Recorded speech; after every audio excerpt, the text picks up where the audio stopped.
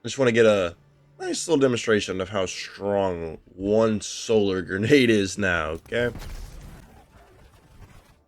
One solar grenade at its best doing 6,100 damage. 190 grenade stat, bro. Just for comparison, we'll just do a fusion grenade compared to one solar grenade, because fusion grenades definitely hit like a truck and their damage is a lot more condensed and shortened down, but it doesn't actually do as much. One fusion grenade, yeah, it's like not even close, dude. Solar grenade does so much more damage than a single fusion grenade does. Alright, now we did our Starfire build. Like any true Solar Warlock at heart, you know we gotta do with the Sunbracer build for the Edge of Fate, with the whole new armor changes, stat changes, and a pretty darn awesome artifact as well. Sunbracers are still just as strong as they've always been, and if anything, they're stronger now because the nades are doing even more damage. In this video, I'm going to showcase some clips of the Sunbracer build in action, and of course, talk about it. Now, one thing that I do like to stress whenever you are using the Sunbracer build at its maximum potential is the actual gameplay loop, right? Spoiler alert, you're gonna have heat rises on, and what you want to do is you want to have heat rises procced, use your snap on an ad, throw some nades at a good amount of ads, and then pop your Phoenix dive. Or when you go to snap, if you're snapping a group of enemies, you could literally snap in the air and then Phoenix dive to get your resto loop going. That is what makes the Sunbracer build so good, is you're able to ad clear like crazy and have such amazing survivability. And with that being said, I'm gonna roll some clips and we shall talk about the build. I have no business getting this much work out of a summoner. Oh, yeah. How that Onslaught feeling? I love Onslaught, dude. It's easily my favorite auto perk. Definitely up there. Underrated for PvE for sure. Six. Pair of sixes. Cool.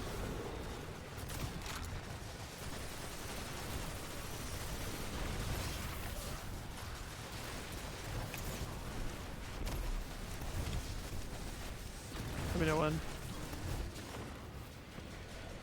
Oh, You're good. Rip special brick.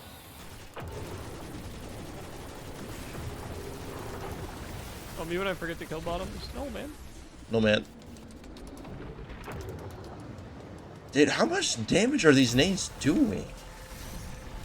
A lot. Like, I threw one. Dude, this boss does way too much damage, though. I don't know if you've gotten hit by him yet, but it's absurd.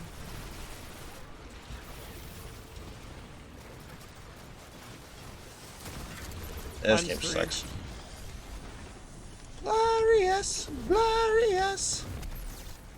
One over here, ace, a lot of ace. 3. Paired 3.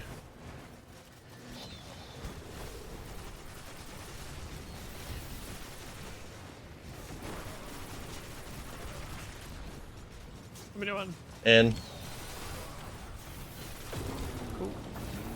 Appreciate you. sorry, brother.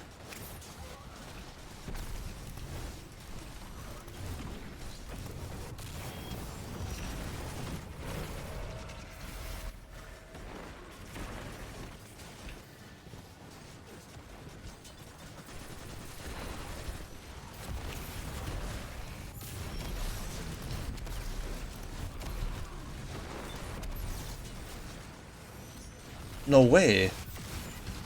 No way.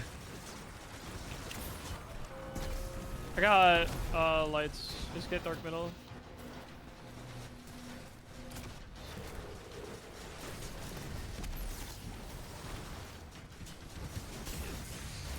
Sorry about bottom Colossus. That's my bad.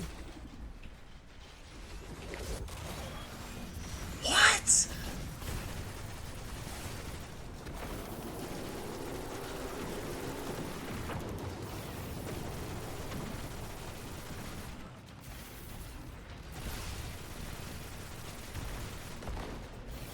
You hoed me, bro. You hoed me, bro.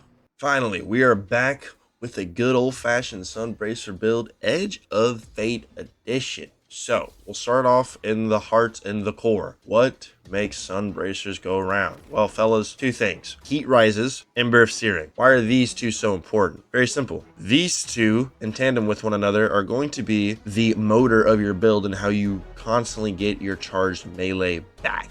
You live and die by that charged melee on the Sunbracer build, so you absolutely need to rock your Heat Rises and Ember of Searing, as defeating scorched targets grants melee energy. Very, very important to have Ember of Searing. Obviously, you run Touch of Flame for more damage. Phoenix Dive. This is another staple of the Sunbracer build, as when you pop Phoenix Dive with Heat Rises active, you get 2 seconds of times 2 resto, which is enough time for you to use Ember of Empyrean, use your solar grenades, and get the resto flowing. Because once you get that resto loop flowing, it's very easy to maintain it. Also, since Phoenix Dive is so important, that is why we have Ember of Singeing. So our class ability is going to recharge much faster whenever we scorch targets. We're scorching targets all over the place. And then for this season in particular, I would highly recommend Ember of Ashes, especially if you plan on bringing a Sunbracer build into like a Mythic campaign, day 1 Desert Perpetual raid, any content in which you are underleveled. You're going to need those extra scorch stacks to ensure that your melee does get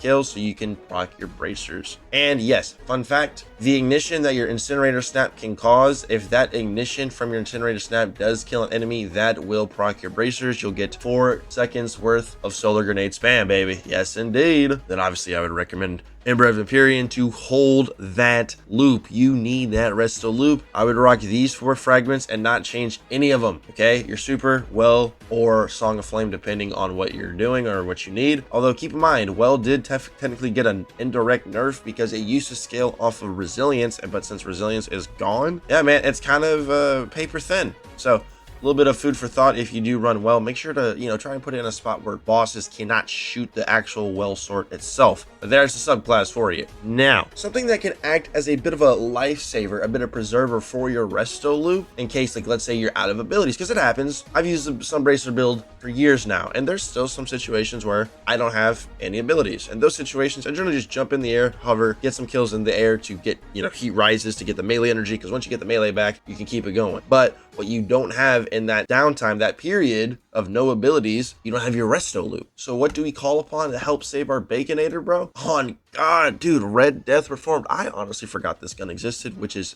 dude, that's a travesty, because this gun is Solar 3.0 right here in gun form. Speakers got nerfed, you run Red Death. Okay, I'm gonna make a separate video on this gun, why you should bring this into the Desert Perpetual raid tomorrow. It's so good. It's so good. But why it's our lifesaver is the catalyst. Final blows charge this weapon. When the weapon is charged, the next final blow creates a healing burst at your location and leaves a remnant behind that provides restoration to allies. This is humongous, dude. Absolutely insane. This restoration that it's providing to you and your allies, that's ×2. So with this weapon, you automatically give yourself a whole nother way to proc your ×2 resto loop, which is absolutely insane. This gun is amazing. I'm making a separate video on it later tonight, glazing the hell out of it. If you have no idea what to use for an exotic, use this. I would honestly use this over Sunshot, real talk. Other weapons honestly don't really matter. You would just put on what fits your playstyle, what fits the activity or encounter you are in at any given moment. For the mods, look, dude, so as you can see, for our stat split, right, we have 190 grenade. This means our solar grenades, dude, they're hitting. They're doing so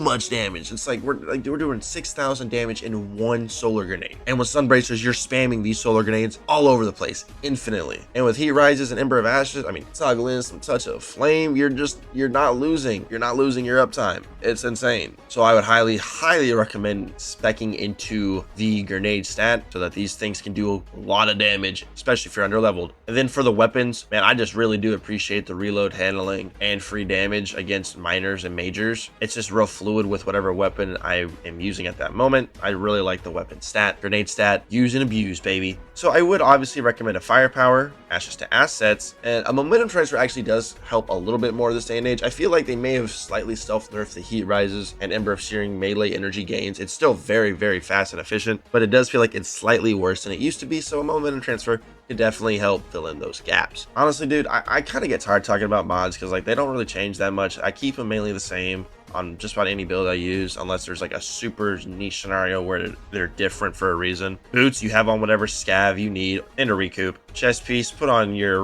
resist, put on a siphon mod on your helmet, maybe a heavy ammo finder, and then you already know Holy Trinity, Powerful Attraction, Special Affinity, and Prox Ward on your bond. And then in terms of the artifact, dude, since we don't have Ember of Torches, we're gonna get our Radiant through Fever and Chill. Pulse Rifle makes this really easy to proc, by the way. With Ember of Empyrean, we proc this, we're basically going to have infinite uptime on Radiant, as well as Restoration, and pocket nukes in the form of our grenades. This one could be useful. Cauterize Darkness, Stasis, or Strand debuff non-boss combatants take increased solar damage from all sources. Hey man, got someone unraveling enemies about? Hell useful. And then these two right here, I don't have all 12 slots unlocked just yet, but these are the two you'd run, okay? So Radiant Shrapnel, this is just allows you to scorch whenever you're Radiant. You're just going to spewing out even more solar scorching damage all over the place. It can slightly steal your snap kills, so just be a little bit wary of that, but it's absolutely really good. However, if you only have, 11 out of 12 like me, you would run Shield Crush because your grenade's going to recharge faster, but more importantly, it's going to deal even more damage when you're Radiant. We have Ember of Empyrean and Fever of Chill, or Fever and Chill rather.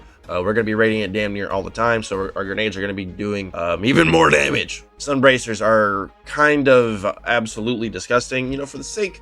Okay, real quick, I'm going to proc Radiant, and then I'm going to throw my nade for Shield Crush, because as we saw at the beginning of the video how much a nade did.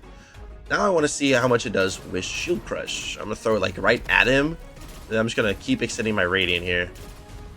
Alright, that should be enough to last the entire duration of it. Oh, wow.